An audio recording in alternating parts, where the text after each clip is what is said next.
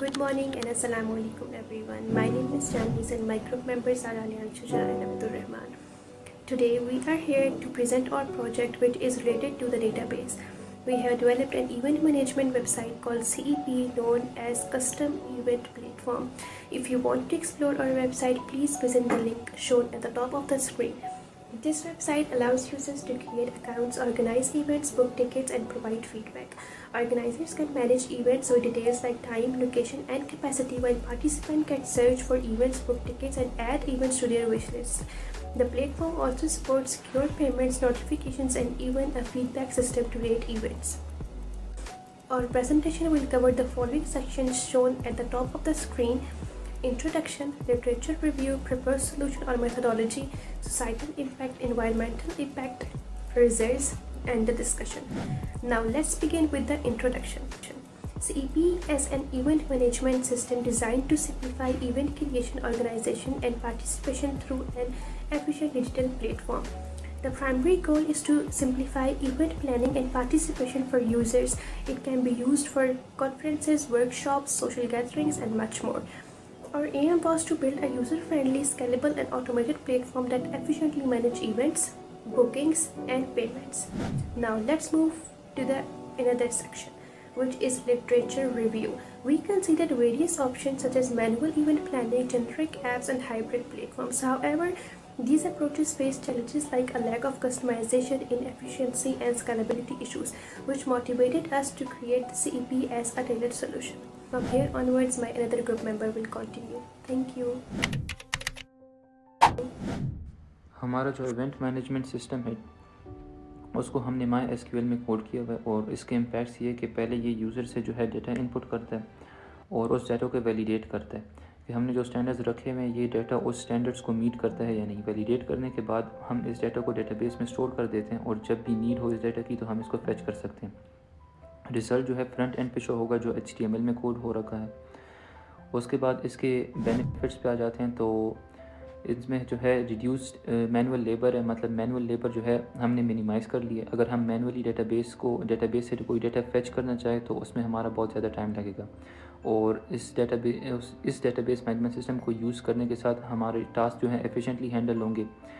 और इसमें जो है सोशल इम्पैक्ट जो इसके हैं उनमें ये आता है कि हमारे पास टाइम कम से कम लगेगा, मतलब हमने अपने जो टास्क जल्दी करने हैं वो टास्क ज़्यादा जल्दी होंगे और उनमें ज़्यादा टाइम भी नहीं लगेगा। और स्ट्रीमलाइन हैंडलिंग है जिसके थ्रू हम हमारे इवेंट से जो टास्क रिलेटेड हैं वो हम सबसे पहले उनको प्रेसिडेंस देते हैं ताकि वो टास्क बाकी टास्क के मुकाबले में जल्दी हो जाए।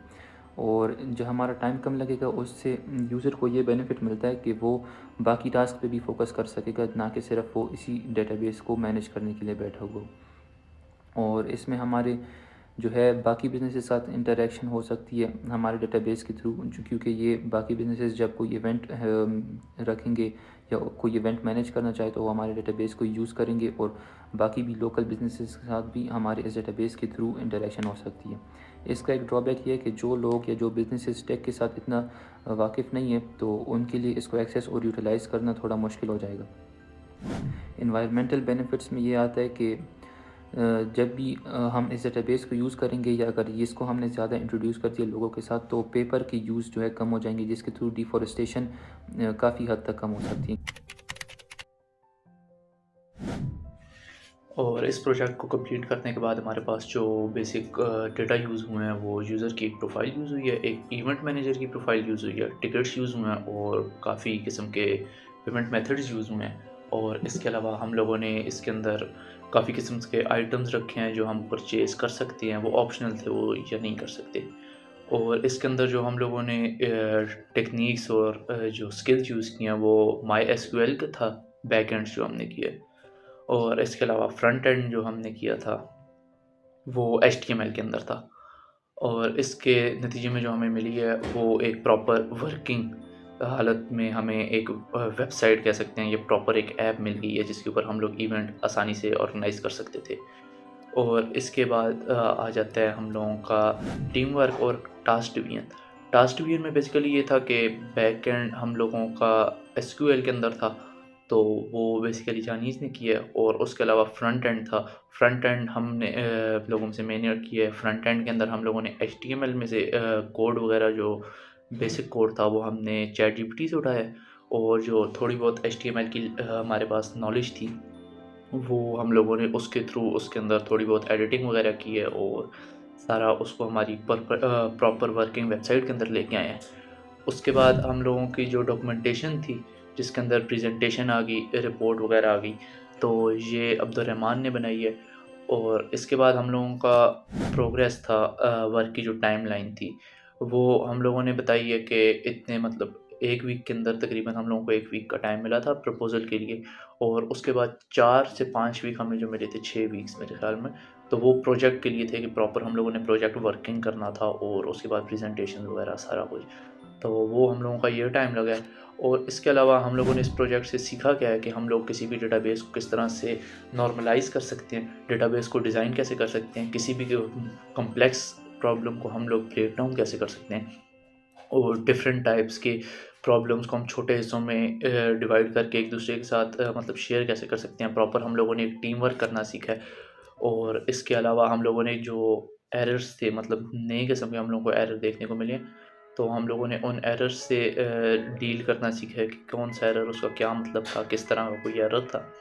और इसके अलावा हम लोगों ने इसके अंदर ये देखा है, हम लोगों के जो एसक्यूएल के अंदर स्किल्स थे वो काफ़ी इम्प्रूव हुए हैं, और हमें एचटीएमएल की लैंग्वेज भी हमारी काफ़ी ज़्यादा इम्प्रूव हुई है कि एचटीएमएल के अंदर हम लोग जब वेबसाइट का किसी का फ्रंट पेज बनाते हैं या कोई भी ऐसी चीज़, तो उसके अंदर क्या क्या चीज़ें यूज़ होती हैं, वो भी उस नॉलेज में भी काफ़ी इजाफा हुआ है।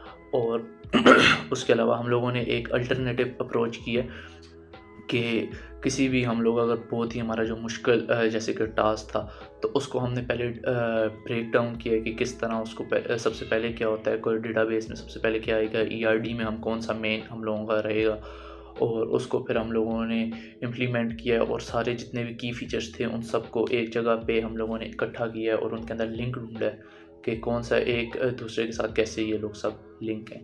और इसके बाद कंक्लूजन ये बेसिकली कि हम लोगों ने जो इवेंट मैनेजमेंट सिस्टम बनाया है, जो प्लेटफॉर्म था, ये हमारा, जैसे कि रहमान ने भी आपको बताया है कि ये हमारा डिफॉरेस्टेशन को ख़त्म कर देगा, क्योंकि पेपर वर्क बहुत कम हो जाएगा।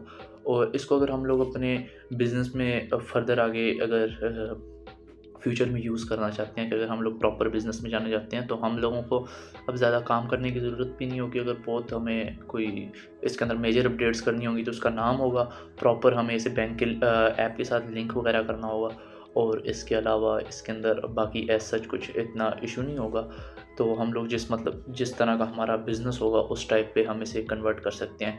और वैसे भी हम लोग सब जानते हैं कि आगे का दौर एआई का दौर है और विर्चुअल दौर है, तो हम इसको आसानी से सक्सेसफुल भी बना सकते हैं, और इसके ऊपर आगे सही से काम करके, और इसको काफ़ी ये हमारे लिए काफ़ी हेल्पफुल भी हो सकती है।